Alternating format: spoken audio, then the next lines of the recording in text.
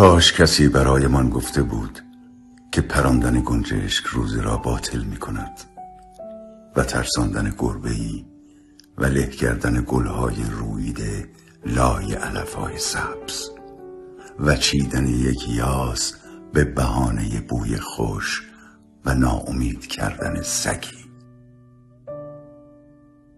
کاش کسی برایمان از مبتلات روزه گفته بود: رساندن غبار غم به قلب دیگری، چشاندن شوری اشک به لبهای دیگری و قی کردن اشتباه سالهای خود به روی دیگری و فرو کردن وجدان تنپرور در آب بی‌تفاوتی و باقی ماندن بر خیانت سنگین بی‌مسئولیتی تا اذان صبح.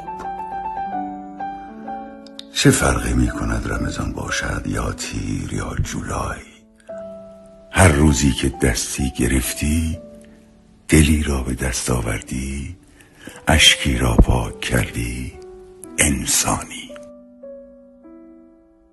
روزه پرهیز بگیریم، پرهیز از قضاوت، از دروغ، از ریا، از تهمت، درویی، از نیرنگ. وگرنه تابوت انسانهایی بودند که بسیار گرسنگی کشیدند ولی هرگز روزه نبودند.